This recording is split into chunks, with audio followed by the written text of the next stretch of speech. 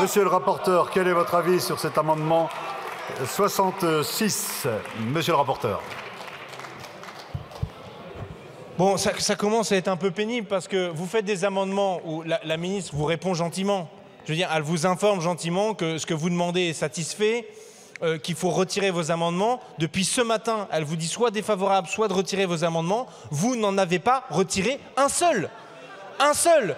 Alors soit, il y a deux choses à comprendre. Soit vraiment c'est une défiance totale envers la ministre, et franchement c'est pas sympa pour votre ministre, quoi. Soit c'est de l'obstruction, je vois pas d'autre solution en fait en réalité. Vous ne voulez pas qu'on vote, c'est insupportable, parce que vous êtes minoritaire. Et alors on aurait pu se dire que, bon ben foutu pour foutu, vous alliez faire la démocratie, se laisser faire en sorte qu'on puisse passer au vote, mais non, et ben c'est tout, on en passera par la censure. C'est ça que vous voulez? Eh bien, vous l'aurez dans une semaine. En attendant, c'est lamentable de votre part d'être des aussi mauvais perdants, des élections et de vous accrocher comme ça à votre petite minorité. Madame la ministre, votre avis sur ces amendements? Merci, Monsieur le Président. Madame la députée Louwagie, oui, j'allais vous répondre effectivement que c'est satisfait, mais je pense que vous posez des vraies questions qui est finalement la question de l'information des droits et du recours aux droits. Je pense qu'une des raisons pour lesquelles ces droits et ces dispositifs sont encore méconnus, c'est qu'ils sont somme toute assez récents. Ce n'est que vraiment récemment qu'on a commencé à développer le cumul emploi-retraite et les retraites progressives jusqu'à encore 2023, elles étaient toutes petites. Il n'y avait que quelques dizaines de milliers de personnes qui partaient en retraite par an avec des retraites progressives. C'était un dispositif très confidentiel quand ça concerne 50% des pensionnés en Europe du Nord. Et donc pour répondre, je vais vous dire que c'est satisfait. Par contre, je pense que c'est un sujet plutôt de type réglementaire, de type opérationnel, à regarder en particulier avec la CNAV et puis également le régime de pension de la fonction publique. À la question qui m'était posée par Thibault Bazin sur les retraites progressives, effectivement, il y a un certain nombre d'avancements et de progrès qui ont été faits depuis 2 ans. La réforme de 2023 a allégé un certain nombre de contraintes administratives liées aux retraites progressives. L'accord senior qui a été signé entre les partenaires sociaux fait de réelles avancées. D'abord parce qu'il avance de 4 ans la possibilité de partir en retraite progressive contre 2 ans auparavant. Et surtout, l'employeur doit justifier un refus si cette retraite progressive menace la continuité du service. Donc, nous pensons qu'avec ce dispositif administratif allégé, les 4 ans en plus, et puis ce n'est pas un droit opposable, mais en tout cas une nécessité de se justifier de la part de l'employeur, on pourra le développer. Ça, c'était pour répondre plus précisément à votre question sur ce dispositif. Voilà, donc satisfait, Madame Louwagie. Merci. Merci, Madame la Ministre. Monsieur Le Gavre, vous avez la parole.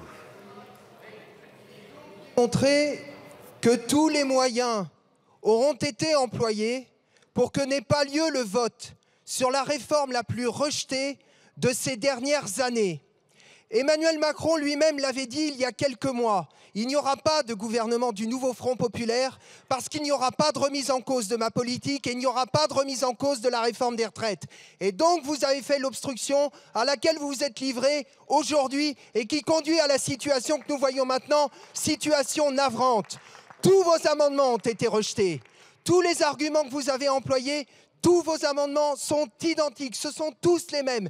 D'ailleurs, vous n'y croyez pas. La seule chose à laquelle vous croyez, c'est le cri du cœur d'une de vos collègues qui dit « à 64 ans, on est en forme ». Vous irez l'expliquer à ceux qui sont usés par une vie de travail et à qui vous rajoutez 2 ans de travail par cette réforme inique. Mais, collègues, vous devriez réfléchir quelque temps à ce que vous a indiqué mon collègue Guiraud tout à l'heure. Il y a 7 ans, il y avait plus de 300 députés macronistes dans cet hémicycle. Vous êtes maintenant un peu plus de 80. Je pense qu'il y a de quoi réfléchir. Dans peu de temps, vous serez une espèce en voie de disparition. Et les raisons de cette situation ne sont pas à chercher bien loin. Des réformes réactionnaires, passées en force, un pays brutalisé par un gouvernement illégitime. Alors, collègues, on va vous dire une chose très simple. Votre politique, votre gouvernement, tout cela devra partir. Mercredi aura lieu le vote de la censure. Vous devrez partir avec vos mesures, avec votre réforme. Merci, Madame Spielbourg. Oui, merci, Monsieur le Président, Monsieur le rapporteur.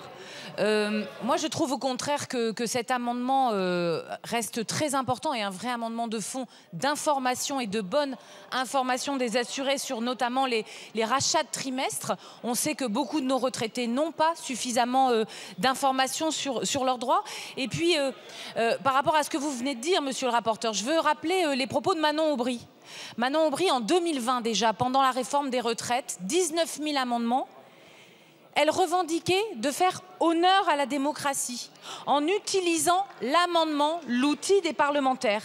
Elle disait « nous résistons démocratiquement ». Eh bien, je crois que nous, nos groupes, avec nos amendements sérieux, rédigés chacun sur le fond, nous avons montré que nous résistons démocratiquement aux pressions de la France insoumise, les pressions sur les réseaux sociaux, les pressions sur les mails, les menaces, les insultes, qui, oui, ont conduit un de nos collègues peut-être à déraper ce soir, mais qui montrent que lorsqu'on touche aux familles, lorsqu'on menace l'environnement et les proches des élus, on nuit à la démocratie, on nuit au débat de la démocratie.